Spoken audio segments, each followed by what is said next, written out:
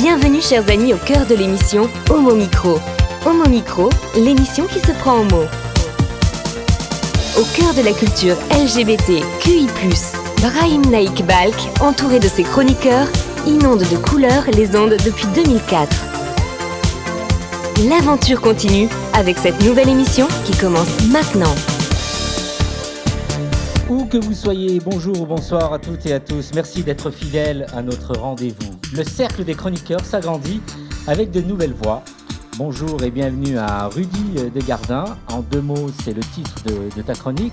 En quoi elle consiste? Bonjour Rudy. Je vais vous amener faire un peu le tour du monde pour voir un peu ce qui s'est passé dans l'actualité LGBTQI+, mais pas que. Les représentations LGBT+, dans les séries télé, c'est l'affaire de David Alphen, auteur de la bande dessinée Fusion Man. Salut et bienvenue David, tu feras régulièrement avec nous un tour d'horizon des personnages gays, bi, trans et lesbiens dans la fiction TV, n'est-ce pas? Oui, effectivement, on va parler des représentations LGBT dans les séries télé depuis que la télévision existe jusqu'à aujourd'hui. Et il s'est passé beaucoup de choses. Super, hein, c'est passionnant parce que moi c'est un univers que je ne connais pas du tout en ce qui concerne Antoine que je vais présenter dans quelques instants et moi, à part Dallas qu'on suivait il y a plus de 30 ans. Il n'y a que ça qu'on connaît en fait. Nous aurons également depuis Montréal tout à l'heure Denis Martin Chabot pour sa chronique Planète Arc-en-Ciel. Il s'intéresse à tout, aux fictions et aussi aux BD, à la culture, à l'actu en général et surtout au son puisque c'est son job. Bonjour à Nathan, l'héros qui réalise l'émission. En régie, tu es avec Amy Aguirre qui t'assiste. Bonjour, comment ça va Nathan? Eh bien écoute Brahim, ça va très très bien. Disons que j'ai passé un week-end plutôt bien, plutôt agréable et plutôt détendu, on va dire. Bien, tu as l'air détendu en tout cas Exact. pour faire une très très bonne émission. Et tu as à tes côtés Amy qu'on a envie d'entendre. Salut Amy, comment ça va? Bonjour, enchantée.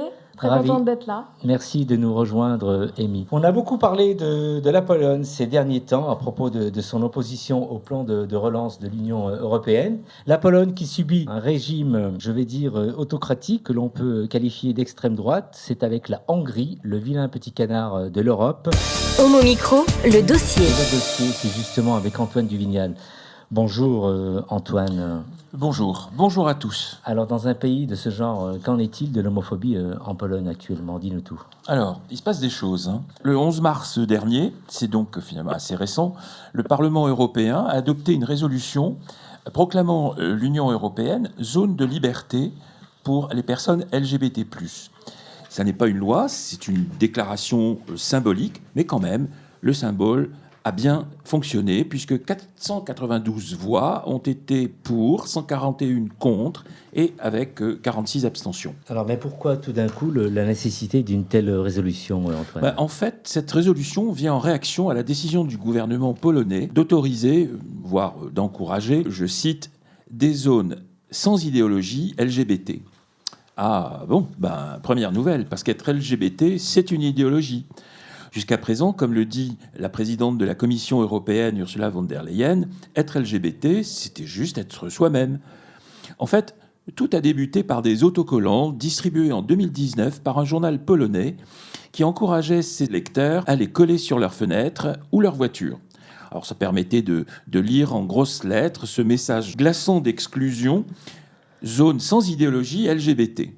Comprendre, ici, pas de place pour les lesbiennes, les gays, les bisexuels, les transgenres, les queers, les asexuels et bien d'autres. Cette injonction à l'homophobie aurait pu faire chou blanc si une centaine de villes ou de régions n'avaient pas repris le slogan à leur compte.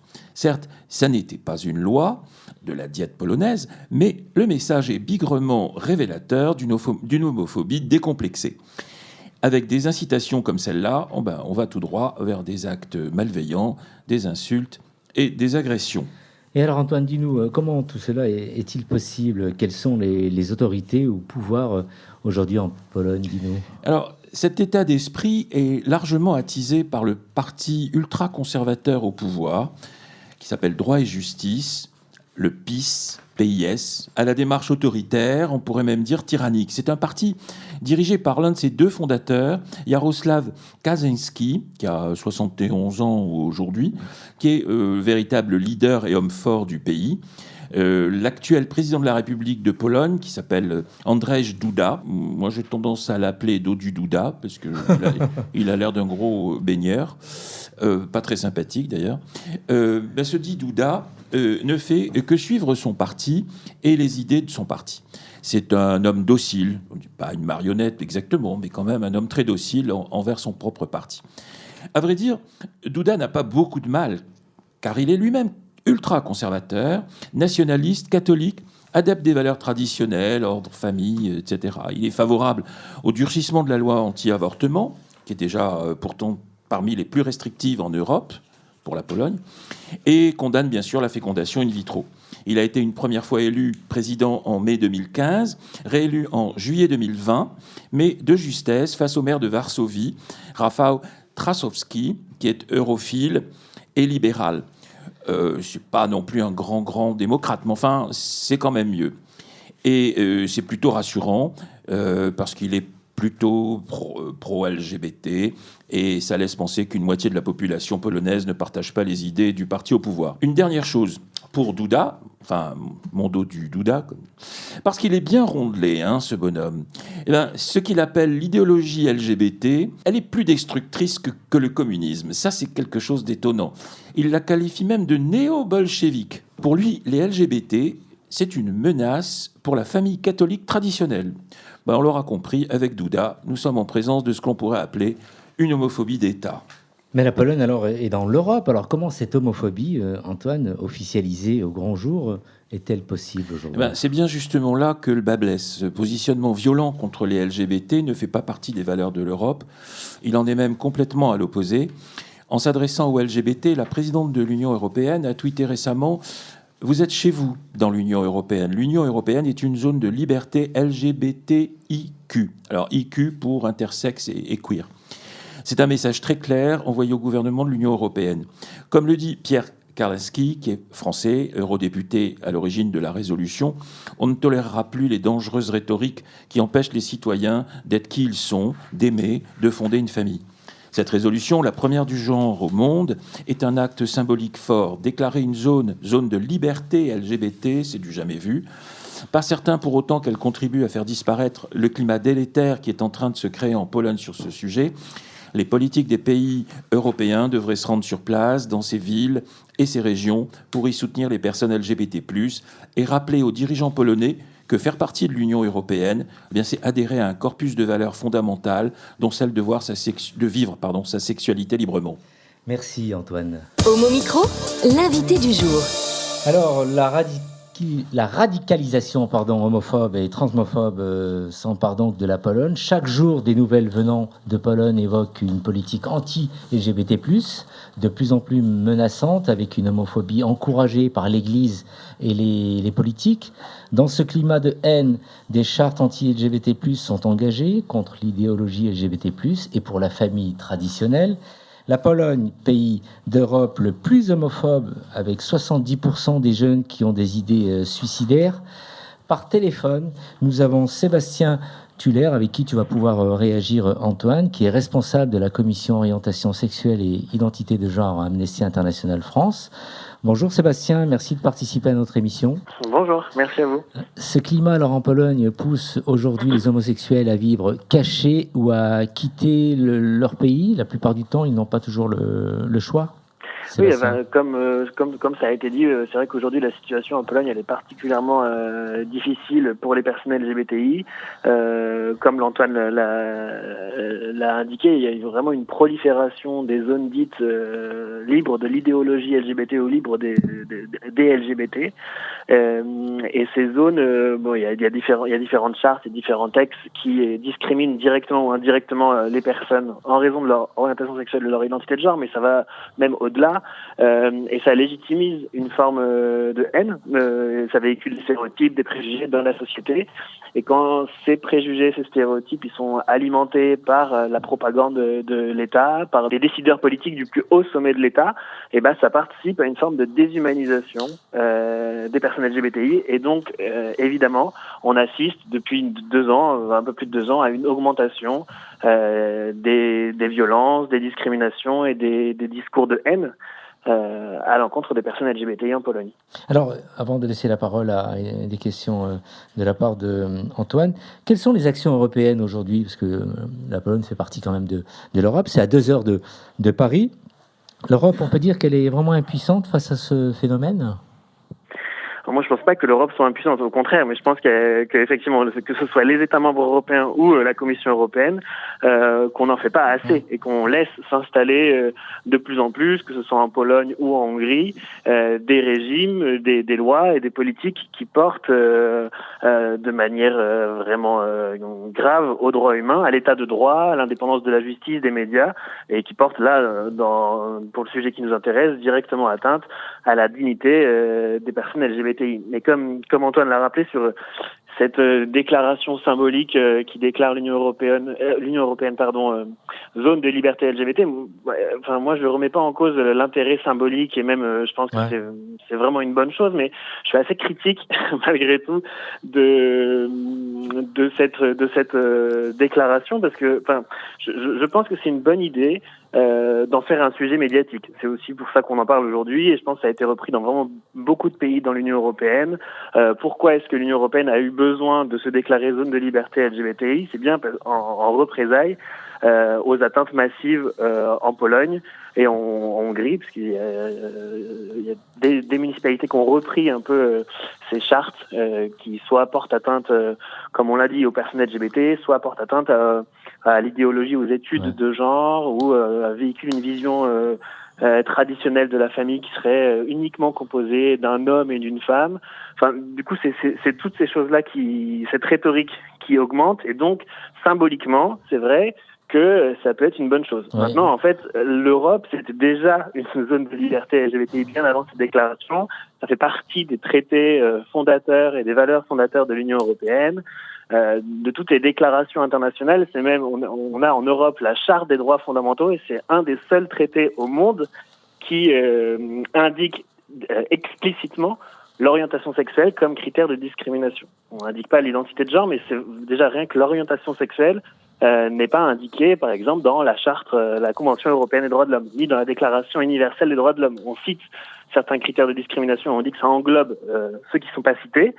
Mais nous, déjà, dans l'Union européenne, on est déjà une zone de liberté LGBT. Et donc, je trouve que donc les déclarations symboliques, c'est bien, mais ce qu'on veut, c'est vraiment des mesures d'infraction contre les pays qui portent atteinte aux droits humains. Antoine ? Oui, je voulais juste savoir, bonjour, je voulais juste savoir, est-ce que vous avez des remontées sur la vie des associations LGBT en Pologne et la difficulté de vivre son homosexualité en Pologne à Amnesty, voilà, qu'est-ce que vous avez comme témoignage? Oui, il y a une section d'Amnesty International en Pologne. Qui est la cible de pas mal d'attaques par les militants conservateurs, on va dire, et qui nous relaient régulièrement les difficultés, les attaques, les propos qui sont qui font partie qui ont pris une place majeure dans l'espace politique, dans l'espace public. Et donc, il y a vraiment beaucoup de personnes qui sont attaquées, soit parce qu'elles sont directement LGBTI, soit parce qu'elles défendent les droits des personnes LGBTI. En fait, c'est l'activisme ou le militantisme qui devient à être réprimé. Et donc, on a eu plusieurs exemples. On a accompagné plusieurs cas de militants qui sont poursuivis en justice de manière totalement infondée, uniquement parce qu'elle tente de défendre les droits des personnes LGBTI. Et donc on voit bien que depuis 2 ans, depuis la création de ces zones anti-LGBTI, qu'il y a une augmentation de cette haine, de ces violences, et ça a été indiqué aussi par des rapports du Conseil de l'Europe. J'ai vu qu'aujourd'hui, il y avait eu un rapport qui avait été publié par plusieurs experts de l'ONU qui avaient écrit aux autorités polonaises qui s'inquiètent de cette montée de l'homophobie et de la transphobie en Pologne. Et donc, oui, aujourd'hui, on peut dire qu'il y a des personnes LGBTI qui sont attaquées quotidiennement dans le pays. Que peut-on faire pour s'en sortir? Est-ce qu'il y a des pistes? Mais je pense qu'il ne faut pas oublier qu'il y a des personnes sur place quand même qui luttent, donc il faut les soutenir. Il y a quand même vraiment beaucoup de militants, militantes sur place qui essayent de faire changer les choses, qui contestent par exemple en justice ces chartes, ces déclarations locales, régionales, ou bon, c'est pas exactement la même répartition, mais on va dire départementale, régionale ou locale. Et ils ont déjà eu gain de cause. Il y a plusieurs tribunaux qui ont déclaré que ces zones anti-LGBTI étaient contraires à la constitution polonaise, parce que la constitution polonaise reconnaît que tous les êtres humains sont égaux et qu'il ne peut pas y avoir de discrimination en Pologne. Donc voilà, il y a tout ce combat, mais évidemment, ces militants sont la cible de discours de haine, de diffamation, et donc il y a vraiment tout un travail de relais de la situation sur place, de soutien aux défenseurs des droits. Et après, il y a toute l'action diplomatique que peut mener les États membres, dont la France et la Commission européenne. Sébastien, tu es donc responsable de la commission orientation sexuelle et identité de genre à Amnesty International France. Dis-nous un peu des infos un peu positives dans le travail que tu fais sur le terrain avec Amnesty en Europe ou ailleurs. Est-ce qu'il y a des informations qui peuvent nous remonter un peu le moral ? Oui, c'est vrai qu'il n'y a pas que des mauvaises nouvelles, mais c'est vrai que dernièrement, j'ai l'impression que on arrive à un moment où il y a quand même beaucoup plus de mauvaises nouvelles que de bonnes nouvelles. Ouais. Mais non, il y en a quand même des bonnes. La dernière bonne nouvelle, c'était au Japon, pour s'éloigner un peu de l'Union européenne, où un tribunal a reconnu que l'interdiction du mariage aux personnes de même sexe serait contraire à la Constitution, et donc il demande que le Japon passe une loi pour ouvrir le mariage aux personnes de même sexe. Ce serait le deuxième pays en Asie à l'ouvrir après Taïwan, et donc ça montre que dans d'autres continents, la situation elle continue à s'améliorer, donc il ne faut pas perdre espoir. Il y a des victoires aussi tous les jours. Et je pense qu'en Pologne aussi, il y a des victoires. On a vu 3 militantes qui avaient été injustement poursuivies pour avoir dessiné un halo arc-en-ciel autour de la Vierge Marie. Elles encouraient jusqu'à 2 ans de prison pour avoir dessiné cet halo arc-en-ciel, et elles ont été libérées. Elles ont obtenu gain de cause. Donc il y a aussi des victoires qu'il faut célébrer, même en Pologne et partout dans le monde. Merci Sébastien. Donc on espère. Tu voulais intervenir peut-être, Antoine ? Oui, non, il y avait dans la série des mauvaises nouvelles, et il y avait aussi, je me demande s'il n'y a pas dans les tuyaux un projet de loi anti-LGBT qui a été déposé au Parlement polonais, je crois que ça doit être la Diète vraisemblablement, qui prévoit d'interdire les marches LGBT ou tout autre événement qui promeut les orientations non hétérosexuelles. Voilà, je ne sais pas si tu as des... pour retourner dans les mauvaises nouvelles. C'est vrai qu'en Pologne, il y a pas que les zones anti-LGBT, comme tu l'as bien dit.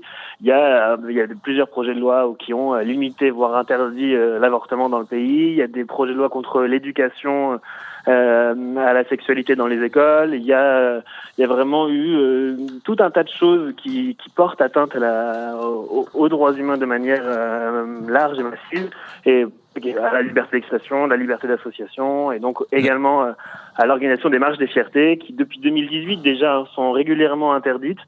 Les seules certaines marches qui ont eu lieu d'ailleurs en 2019 avant le Covid ont été largement attaquées par des groupes conservateurs qui étaient très virulents, qui ont insulté, lancé des pavés aux manifestants et aux manifestantes, et on voit bien que ce climat de haine il vient pas de nulle part, il est entretenu par, comme on l'a dit, les politiques, les médias et cette rhétorique homophobe et transphobe. Dernière chose, est-ce que toi qui connais bien le sujet, quel est l'état de la situation en Bulgarie et en Roumanie sur les mouvements anti-LGBT, voire la Hongrie d'ailleurs? Les 4 sont malheureusement assez associés.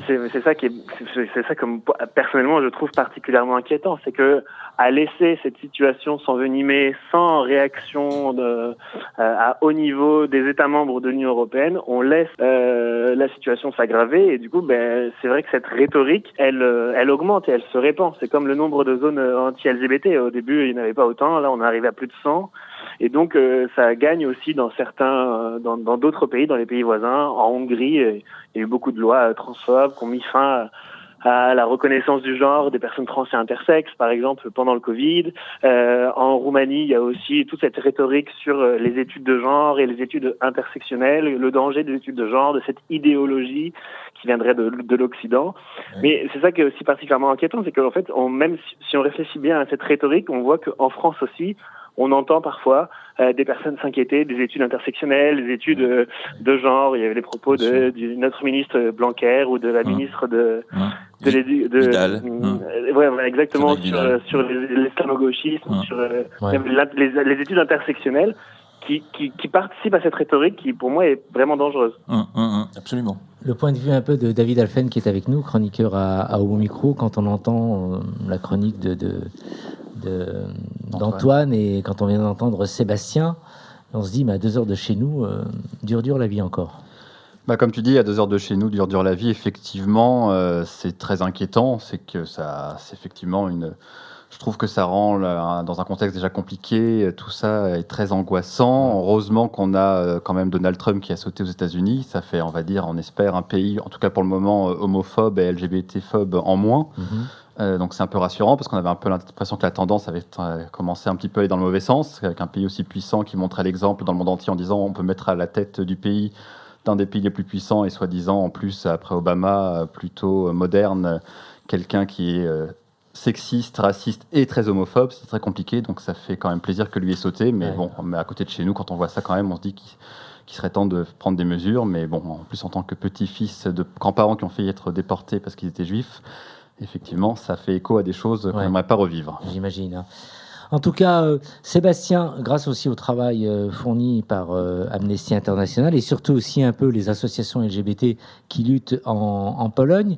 Sébastien, si jamais tu as des contacts, on pourrait faire intervenir de temps à autre nos amis polonais qui souhaiteraient peut-être s'exprimer au micro. C'est quelque chose qu'on peut envisager. Je crois que certains parlent français, donc il n'y aurait même pas trop de problèmes de traduction. Il faut voir. Très bien. On est preneur de contact. Et si tu en as, n'hésite pas. Merci en tout cas. Merci pour le travail que tu fais à Amnesty. Il y a toute ton équipe. Et à très vite à Homo Micro. On imagine une intervention par mois. Ça va ? Ça te va ? Merci Sébastien. Merci à vous. Merci Sébastien. Merci Antoine. Vous écoutez Homo Micro, une émission de et avec Brahim Naik Balk. Nathan, qu'est-ce que tu nous as programmé côté musique ? Du coup, aujourd'hui, vous avez programmé quand même un magnifique morceau des Red Hot Chili Peppers qui s'appelle The Power of Equality. On avait besoin, en ce moment, j'ai envie de dire, de se sentir de mieux en mieux respecté au niveau, que ce soit l'égalité homme-femme, l'égalité au niveau des sexes, la revendication aussi au niveau LGBTQI+, ou autre aussi. Donc c'est pour ça que j'ai choisi ce morceau qui s'appelle du coup The Power of Equality. On écoute.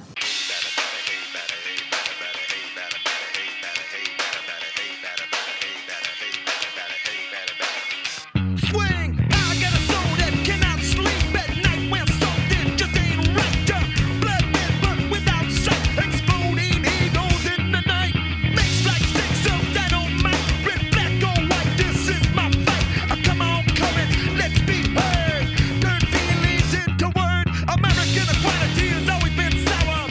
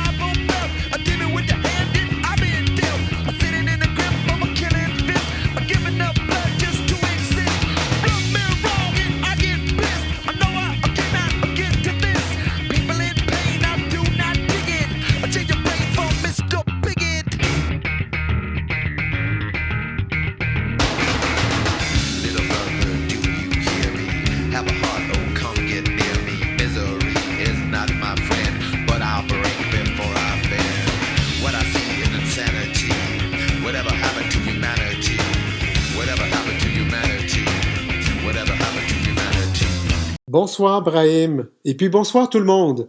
Je suis très heureux de rejoindre le cercle des chroniqueurs d'Homo Micro et je le fais depuis Montréal au Québec. Montréal, la deuxième plus grande métropole francophone du monde. Bon, ok, j'arrête de me vanter. Je suis juste très heureux d'être de retour en ondes ce soir. Alors, à la chronique Planète Arc-en-Ciel, je m'intéresse au cinéma. En fait, plus précisément, les festivals de cinéma qui ont dû devenir virtuels en raison de la pandémie de la COVID-19. Et je prends l'exemple de notre festival ici à Montréal, le festival Queer Image Nation, qui en était à sa 30e édition. L'organisation s'est démenée depuis le mois de mars 2020, depuis le début de la pandémie, pour adapter le festival au virtuel. En fait, la direction du festival voulait créer depuis longtemps un volet virtuel pour permettre à ceux et celles qui ne peuvent pas participer aux projections là, en salle, en personne, de pouvoir le faire. C'est des gens parfois qui ne peuvent pas se déplacer à cause de la distance, des problèmes financiers ou problèmes de mobilité.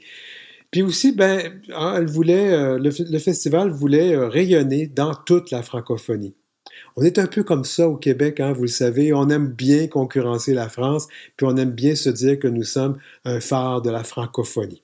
Alors, résultat, Imagination a créé une plateforme de visionnement en ligne et a fait de la publicité, puis a offert des tarifs avantageux. Par contre, les résultats n'ont pas été à la hauteur des attentes. La participation n'y était pas. Charlie Boudreau assure la direction du Festival Imagination. Elle se rassure en comparant son expérience à celle de festivals encore plus gros que le sien. Au TIFF, par exemple, qui est quand même le Toronto International Film Festival, qui est un énorme festival. Moi, j'allais à des événements chez eux en septembre, puis on était peut-être comme 12 puis 13 dans la salle. Que faut-il comprendre de cela? D'abord que l'omniprésence du virtuel dans nos vies depuis 1 an cause une certaine fatigue. On en a assez des Zooms et puis de s'installer devant son ordinateur, c'est vrai. Et puis, le cinéma, c'est mieux sur un grand écran. C'était vraiment pas le fun de faire le festival seul devant nos ordinateurs.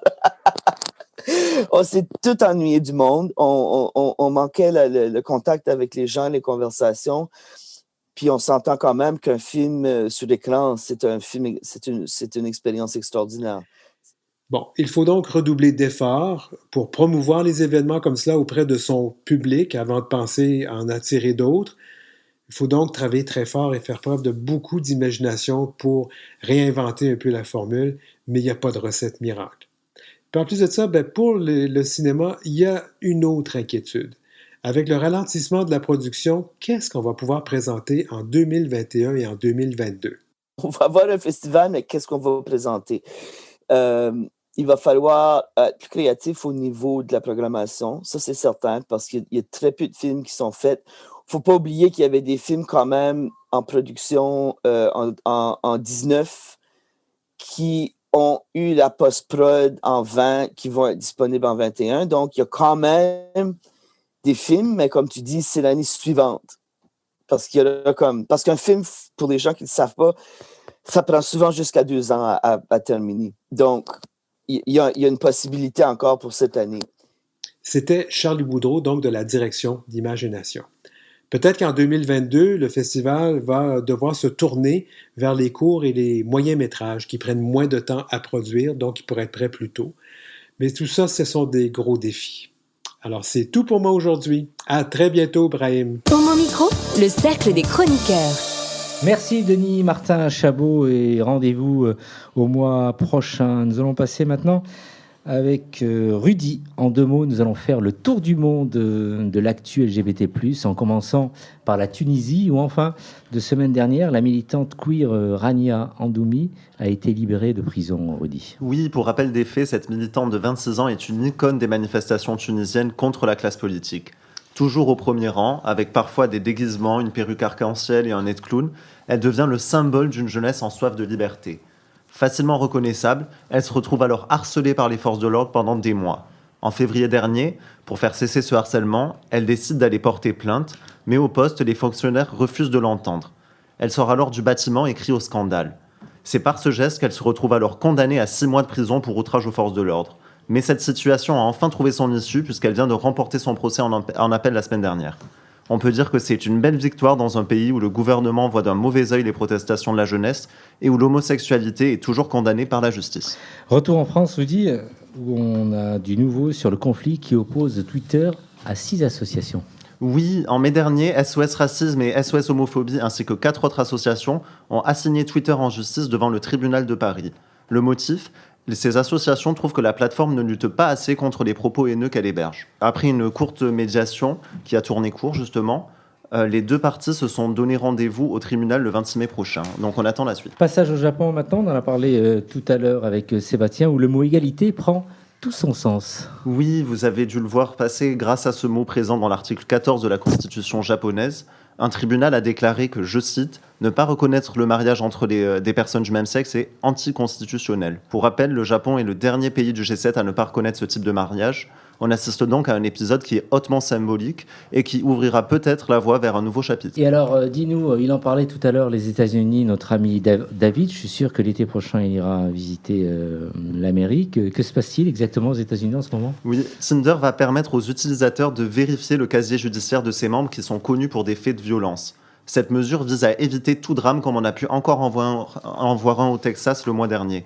Pour rappel, un homme a commis un meurtre à la suite d'une rencontre sur Grindr et a avoué aux policiers qu'il utilisait au départ l'application de rencontre gay pour voler ses victimes. En facilitant l'accès au casier judiciaire, Tinder espère éviter que ne se reproduise ce genre de drame sur sa plateforme. On attend de voir comment cette mesure va être mise en place outre-Atlantique, mais il est déjà question de l'exporter dans d'autres pays. Il faut néanmoins préciser que c'est inapplicable en France, puisque cela soulèverait des questions autour de la protection des données personnelles et du droit à l'oubli. Tout un travail en tout cas pour ça, oui. Donc à suivre, pourquoi pas chez nous un jour en tout cas. Oui. Et pour finir, alors de nouvelles d'Elton John au Royaume-Uni, Rudy ? Oui, lundi dernier, après que le Vatican ait réaffirmé que l'homosexualité était un péché, Elton John a lancé un hashtag hypocrisie sur Twitter. Il trouve hypocrite que le Saint-Siège fasse une telle déclaration, mais en même temps participe à la production de son biopic Rocketman. Dans son biopic, il célèbre son mariage avec un homme. Pour résumer le point de vue du Vatican, le mariage entre des personnes du même sexe est certes un péché, mais un péché qui rapporte de l'argent. Merci en tout cas. Donc je vais faire un tour de table et je vais faire réagir tout le monde, aussi bien les chroniqueurs que les réalisateurs. Je suis sûr que, Pierre, tu as des choses à dire. Qu'est-ce que tu as retenu du tour du monde de Rudy ? On apprend beaucoup. Voilà. Moi, ce qui m'a beaucoup intéressé et amusé en même temps, c'est la question du Vatican. Ouais.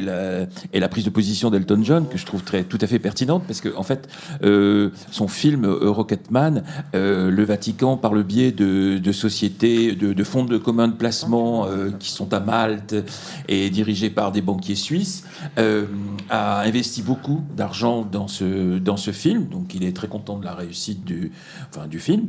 Et en même temps, évidemment, grand paradoxe, comme toujours au Vatican, entre l'argent et la foi. La congrégation de la foi condamne justement l'homosexualité toujours, et le mariage encore plus, etc. Donc voilà, il y a toujours beaucoup à dire sur le Vatican et ses investissements. Je suis sûr que Elton John, tu aimes bien aussi. Ah, j'adore. Hein, artiste, ouais. J'adore. David, qu'est-ce que tu as retenu de ce tour du monde ? Bah écoute, je suis pas sûr que je vais aller aux États-Unis si c'est pour faire une rencontre sur Grindr et finir découpé en morceaux. Ouais. mais en même temps, c'est intéressant. Après, je trouve ça bien que quelque part, c'est du marketing qui mette ça en place pour rassurer les gens.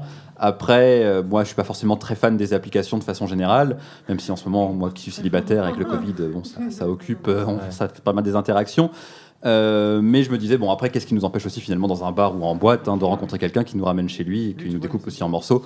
Finalement, la question se pose aussi un peu. Il faudrait finalement que les personnes se baladent avec leur casier judiciaire sur eux pour être sûr. Mais bon, après, on va pas se plaindre. Ça reste quand même une mesure qui paraît quand même pouvoir protéger les utilisateurs. Mais pour vous dire un peu l'expérience, j'y vais rarement. Grindr, je dois y aller une fois tous les 3 ans. Mais là, il y a 3 ans, quand j'y suis allé, vous me croyez quand je dis une fois tous les 3 ans, non ? Je suis allé, une fois j'ai eu peur, je ne vais pas citer la ville parce que je ne voudrais pas montrer du doigt cette ville-là. Je vais donc à la rencontre d'un garçon. Au moment donné, il était question qu'on se rencontre à l'extérieur. Et il me disait par message, non, je ne peux pas trop, mais ce serait bien que tu montes. Et là, je sentais le truc louche. Voilà, donc j'y vais. Après, à un moment donné, non. J'avais tellement peur que j'ai fait demi-tour, je me suis barré. Mais il insistait vraiment, parce qu'en gros, il était question qu'il me rejoigne. Mais voilà, et en plus, c'était dans un quartier. Voilà, je sentais que ça allait tourner mal pour moi. Et finalement, j'ai fait demi-tour. Et depuis, j'ai respiré. Mais en même temps, ce type-là, en fait, il m'avait souvent couru après, parce que du fait d'avoir été auteur d'un livre, il m'avait déjà suivi avec le Paris Foot Gay. Et souvent, il cherchait à savoir qui j'étais. Et en gros, les questions qu'il me posait, c'était souvent « Ouais, mais à quoi ça sert de monter une équipe de foot gay ? Et pourquoi ce livre-là ?» Mais en même temps, il cherchait à me rencontrer. Donc je me suis dit, ça se trouve qu'il a des comptes peut-être à régler. Finalement, voilà. Depuis Reader, je suis souvent assez timide, mais...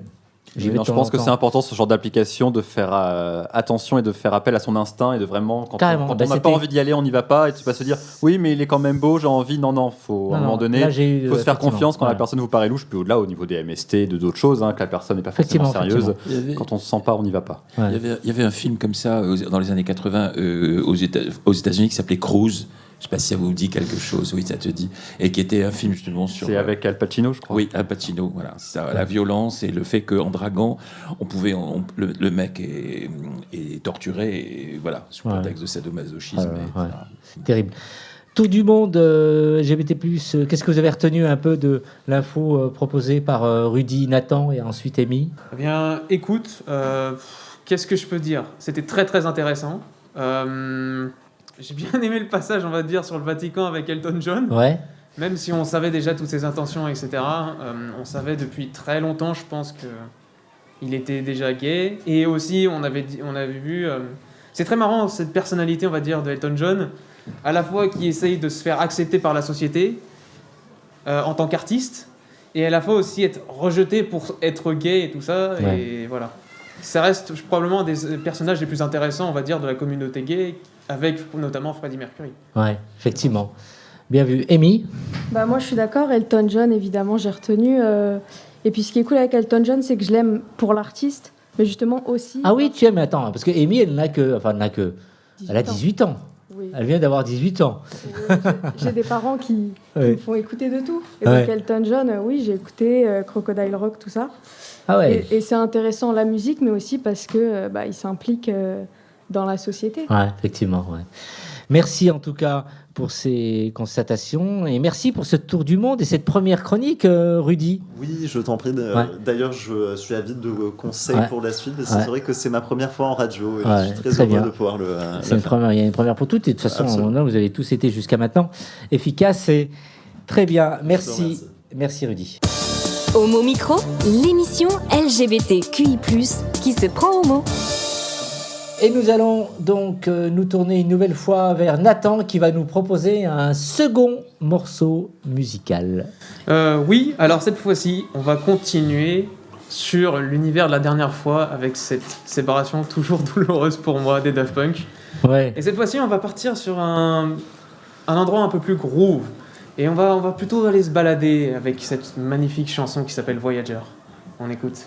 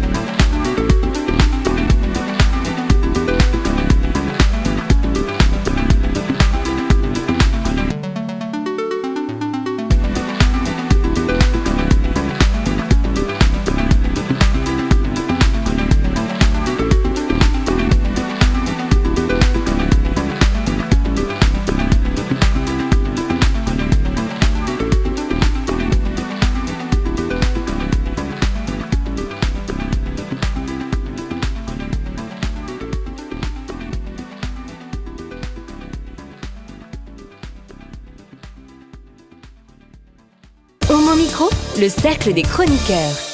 Et nous allons terminer cette émission pour parler LGBT+, série TV avec David Alphen, puisque aujourd'hui, il va nous parler des séries LGBT que l'on peut trouver actuellement sur la plateforme Disney+. Oui, tout à fait, Brahim. Je me suis dit que plutôt que de remonter dans le temps, en plein Covid, et de parler des choses qui fâchent et de l'absence de LGBT dans la fiction ou d'un traitement particulièrement rébarbatif et qui pourrait nous mettre en colère, je me suis dit qu'on allait commencer par la fin et par une fin heureuse, en tout cas, espérons. Et effectivement, Disney+ vient d'arriver en France depuis maintenant un peu moins d'un an, concurrent de Netflix, une plateforme de streaming qui nous permet de regarder les programmes qu'on veut. Disney, depuis 1923, qu'est-ce que c'est ? C'est Blanche-Neige et les Sept Nains, c'est plein de chefs-d'œuvre du cinéma d'animation, et c'est aussi beaucoup de merchandising et de marketing. On vend des peluches et des produits dérivés aux familles. Et quand on fait ça, évidemment, il faut faire plaisir aux familles, il faut être grand public, il ne faut pas froisser qui que ce soit. Donc jusque-là, pendant très longtemps, les LGBT, on n'existait pas vraiment, parce que c'était quand même un sujet compliqué à aborder dans le système de la famille, le papa, la maman, les deux enfants. Donc, qu'est-ce qui se passe ? Là, il y a Netflix qui est arrivé entre-temps, qui a été très progressiste en question LGBT, j'y reviendrai dans une future chronique. Donc Disney+, il a bien fallu qu'ils s'y mettent. Pourtant, au cinéma, on ne peut pas dire que ce soit ça encore chez Disney. Au cinéma, les problématiques, quand on regarde le récent Star Wars, un baiser lesbien très discret en arrière-plan à la fin, c'est compliqué. Dans La Belle et la Bête, on sous-entend à la fin, dans l'adaptation cinéma, qu'il y a un personnage gay. Pareil, il faut attendre vraiment la fin du film. En plus, c'est une scène très courte qui peut être coupée au montage dans tous les pays où ça pose problème. Donc, on ne peut pas dire que ce soit encore trop ça. Sur Disney+, il vient d'avoir WandaVision. Alors, pour WandaVision, pour ceux qui l'ont vu, pour l'instant, on se dit, mais pourquoi est-ce que je vais parler de WandaVision immédiatement ? Il n'y a pas de personnage LGBT apparemment, sauf que les fans de la bande dessinée le savent. L'héroïne qui accouche de deux jumeaux, l'un des deux jumeaux va devenir l'un des principaux héros de comics de Marvel, et il s'avère qu'il est gay. Dans la bande dessinée, il vient juste de se marier. Donc c'est quand même un très très gros événement, et normalement, on espère que la version cinéma et série télé suivra le mouvement.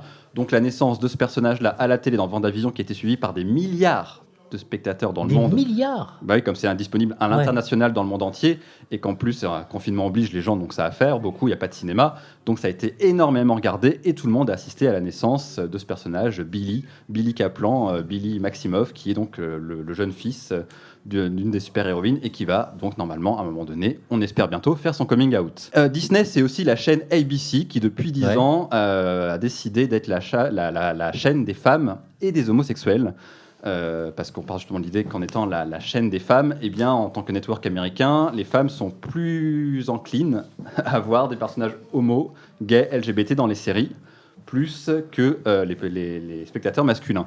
Donc on a pu voir des Grey's Anatomy, Desperate Housewives, Ugly Betty, Brothers and Sisters, qui sont maintenant disponibles sur le catalogue Disney+, accessibles à tous, pour pouvoir voir et assister à ces séries dans lesquelles il y a énormément de personnages LGBT. En plus, c'est banalisé, les personnages. On traite évidemment du coming out et de tout un tas de problématiques LGBT, mais pas que. Et ça, c'est vraiment la vraie réussite. Mais qu'est-ce qu'il y a sur Disney+, qu'il faut absolument découvrir ? C'est Love, Victor. Qu'est-ce que c'est que Love, Victor ? Love, Victor, c'est une révolution avec une histoire un peu particulière. Love, Victor, d'abord, c'est un film sorti en 2018 au cinéma, produit par la 20th Century Fox, qui s'appelle Love, Simon, adapté d'un livre du même nom de Becky Albertalli. Et qu'est-ce que c'est la particularité ? C'est que c'est totalement décomplexé, c'est, comme on dit en américain, une rom-com, une comédie romantique, où le héros se trouve être homosexuel. Il y a le coming out qui est traité, mais de façon très positive, ça se passe bien pour lui. On ne traite pas de maladie, de sida, d'homophobie, de suicide. Le film est très positif, avec une musique très 70s pour vraiment rappeler les films comme le Breakfast Club ou American Graffiti, les films du genre américain. Et enfin, on démocratise, on banalise l'homosexualité. Le film a eu un succès phénoménal aux États-Unis et moins en France. Et Disney a racheté la 20th Century Fox récemment. Ils sont devenus des mastodontes. Ils ont maintenant Star Wars, ils ont Marvel. Et ils ont décidé de produire la suite en série télé qui s'appelle Love, Victor. De quoi ça parle ? Victor est un élève de seconde. Il arrive dans le même lycée dans lequel était Simon, le héros du film. Il connaît la légende de Simon qui a fait son coming out. Tout s'est bien passé, qui a trouvé l'amour dans son lycée et décide, il espère, pouvoir suivre ses traces et lui-même pouvoir s'assumer et pouvoir être lui-même. Et là, ce qui est vraiment beau, c'est déjà le personnage Victor est d'une famille, comme on dit en Latinx, donc. Et la vraie partie, donc ce qui fait qu'on est sur une multiple diversité. Il est gay, mais il est aussi latino. ce qui pour les Américains est pas évident. Mais la chaîne Disney Plus l'a commandé en disant on fait 10 épisodes de 30 minutes pour Disney Plus. Ils ont regardé la série, ils ont dit le sujet est un peu mature, on n'est pas très à l'aise à mettre ça sur la plateforme grand public, on va mettre ça sur Hulu, notre plateforme alternative qui existe aux États-Unis, pour un public plus adulte.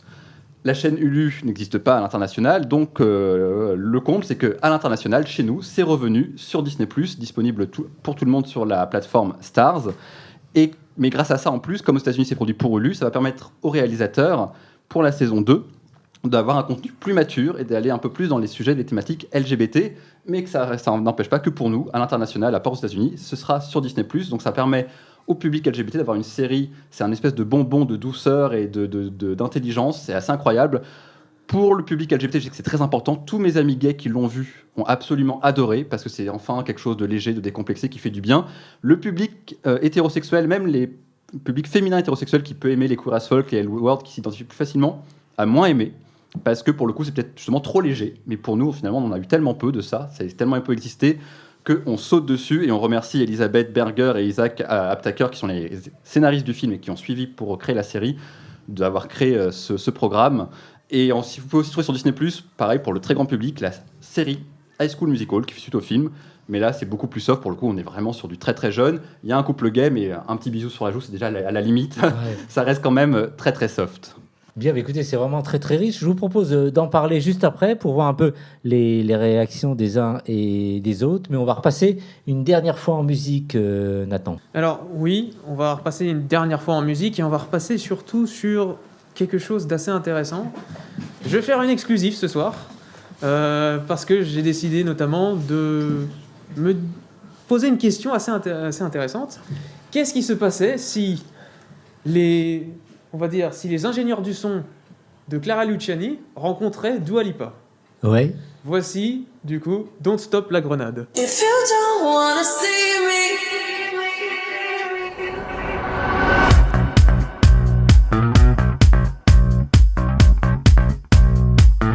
Did a full 180, crazy, thinking about the way I was. Did the heartbreak change me? Maybe, but look at where I ended up. I'm all good already, so move on, it's scary. I'm not where you left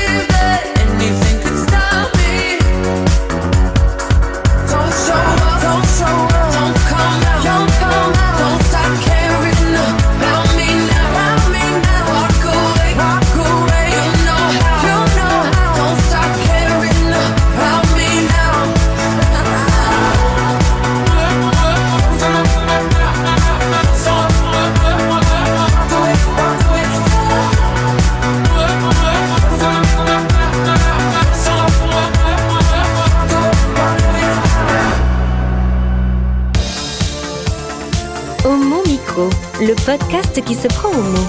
Et nous allons terminer cette émission avec David Alphen qui vient donc de nous parler de la place de la communauté LGBT+ dans les séries aujourd'hui. Donc, et j'aimerais un tour de table, encore une fois. Qu'est-ce que vous avez retenu de tout ce que nous a donc expliqué David? Alors peut-être, j'ai vu que tu prenais des notes, Rudy, donc tu as certainement des choses à dire. J'ai trouvé que c'était très intéressant comme chronique et ça n'annonce que du bon et du positif. Par contre, je me demandais, certes, il y a des personnages gays maintenant qu'on voit de plus en plus dans des séries américaines, mais qu'en est-il de ce... Est-ce que l'idée du stéréotype gay a cessé, puisqu'on a toujours eu dans la culture, dans les films, une image du gay bien à sa place, qui va, dans les films américains par exemple, être le meilleur ami de la fille populaire ou autre. Et donc on nous cantonne à ce côté un peu cageophile. Qu'en est-il aujourd'hui dans les productions contemporaines? Est-ce que cette fétichisation de l'homosexualité a cessé ou pas?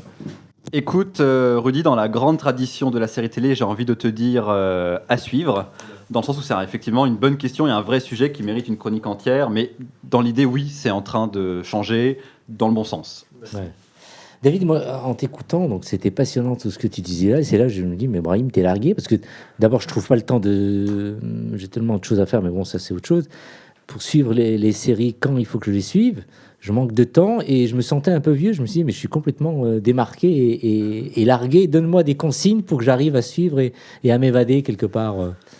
Bah écoute Brahim, tu vas sur Netflix ou sur Disney+ pour commencer, tu tapes... alors ce qui est bien au niveau de Netflix, c'est qu'ils ont un super algorithme pour la recherche, tu tapes série LGBT ou série gay, tu vas trouver ton bonheur, ils ont vraiment des très beaux programmes. On sait tout à l'heure Hollywood, tout un tas de séries de Ryan Murphy, vraiment sans hésitation. Sur Disney+, par contre, il faut connaître les titres, parce que pour le coup, encore, le mot LGBT peut faire peur, donc on ne peut pas le taper. Mais bon, ça se trouve, tu pourras trouver facilement. Je vais arrêter donc ma vie sur Grindr et je vais me lancer comme tu me conseilles, c'est très bien. On va demander aux deux jeunes, avant de terminer avec Antoine et peut-être maintenant notre ami Paul qui est avec nous. Alors vous avez donc écouté la chronique de David. Votre point de vue, est-ce que vous vous êtes retrouvé un peu dans la chronique de David? Alors personnellement... Nathan? Oui, personnellement, non. Enfin, je veux dire, je regarde pas très souvent encore d'émissions homo ou quelque chose comme ça. Et en termes aussi de séries télé ou quelque chose comme ça, non plus. Ouais. Je suis encore trop mainstream. Je le dis, je reste encore très mainstream. Ouais. Amy? Moi, à l'inverse, je regarde pas mal de séries. Et je regarde les séries, mais je suis aussi un peu ce que les gens pensent sur les réseaux sociaux.